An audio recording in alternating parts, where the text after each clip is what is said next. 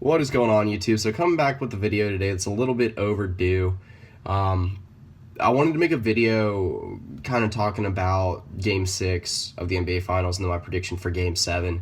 I've obviously already made my prediction for the Finals. I said that the Cavs were going to win in 7. And honestly, could happen now. I thought it was kind of a foregone conclusion. The Warriors were going to win, obviously, after Game 4. So, just my overall takeaway from Game 6, LeBron putting up 41, 11, and 8 after already putting up, back-to-back 41-point games. I've never been one to hate on LeBron. I mean, you get a lot of internet trolls, things like that, obviously, if you've grown up in this era.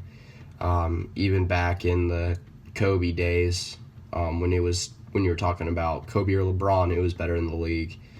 And then for a little while, it became LeBron kind of as the sole best, and then for a little bit, it was LeBron versus KD, but KD never really eclipsed LeBron except for that one MVP season, and obviously now it's LeBron and Steph.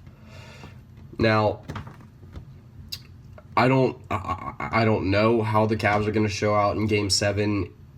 It's hard for me to think that the Warriors are going to have two poor shooting games. Excuse me. Two poor shooting games in a row, especially as poor as they shot in Game 6. Now, Klay Thompson's going to show up huge in Game 7. I have no doubt about that. I think Steph will also be able to get more than or at least more than 20. I mean, a guy that's kind of been I wouldn't say non-existent in the finals so far, but definitely not his usual regular season self. I think that the Cavs have honestly had probably the best defensive strategy of any team in the playoffs against the Warriors. They realize that you got to close out. I mean, obviously they realize you got to meet Steph at the top of the key even earlier than that. You got to meet him at about 35 feet out and get a hand in his face. More than that, you got to be on his body. You got to be ready to go. Same thing with Klay Thompson. Klay Thompson's he's had some unreal shots in this series. Also, Klay Thompson has been very up and down. If you actually go look at his point distribution by quarter, his scoring for each quarter, he's terrible in the first and fourth, but he's unbelievably good in the second and third. I think I don't know why the announcers keep getting surprised that he will put up, 25, 30 points, or not 25, 30 points, but in a quarter, but 25, 30 points between the second and third quarters, and then shoot like 0 for 8, putting up like 4 points in the first and fourth combined. He's had some good fourth quarters, honestly, though. I can't fault him on the fourth quarter always. Steph obviously fouling out, throwing his mouthpiece at the fan in the last game. Not his best showing, his first foul out of the season, even his first game with even 5 fouls of the season. Obviously, you want to look at the momentum as being on the Cavs' side, but I don't believe momentum to be something that's very real on a game-to-game basis in the finals. Obviously, it looked like the Warriors had all the momentum heading into Game 5, and you see what happened there. I've said it the entire playoffs, the Cavs are on a mission. I really feel like they can close it out. They're one game away. Man, this is the closest Cleveland's been to a championship in, since like the Browns in the 80s. I mean, obviously they made it to the finals last year, made it to the finals in 2007. I can't remember, 2007 or 2009. Anyway, I think it was 2007. And this is the closest they've been. This is the first time they've had the ability to clinch. The first time they've been one game away from winning the finals. Obviously, it's not going to be much harder to do it. This is a Warriors team that has shot somewhat poorly the last 2 games. I don't think that's going to happen for a third game in a row. Cleveland's going to have. It's been the key for the entire series for them. They're going to have someone else step up.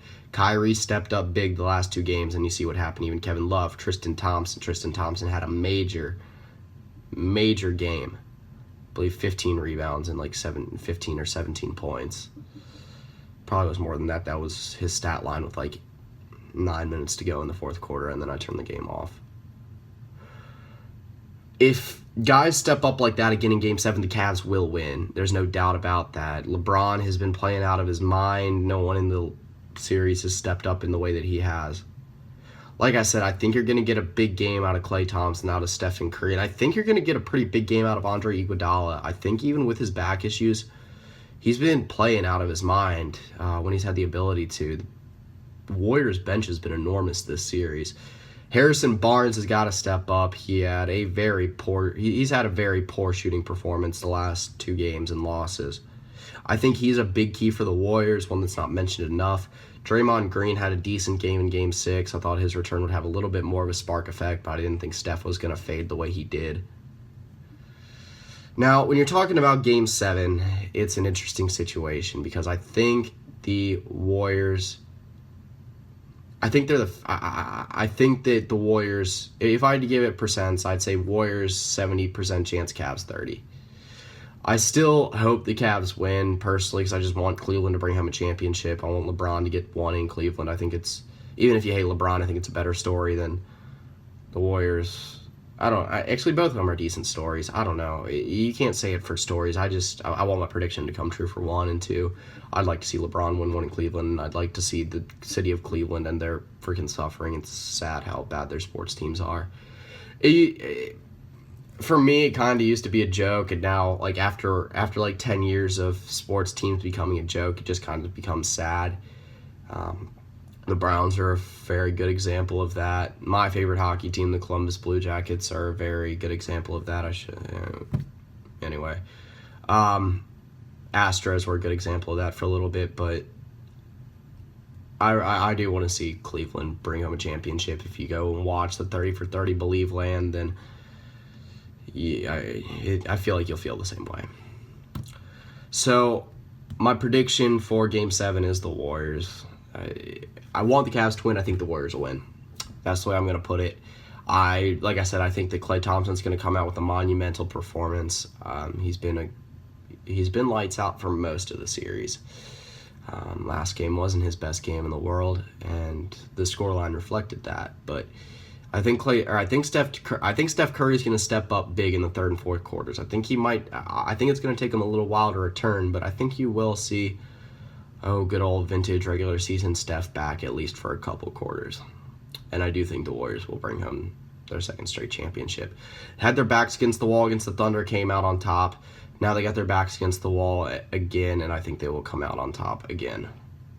So let me know what you think. Obviously, it's been in a very, very interesting NBA Finals. Refs have played a large part in that. And then the Warriors' inconsistent play, and then the Cavs' supporting cast, their inconsistencies has played a big role as well. So that's pretty much it. See ya.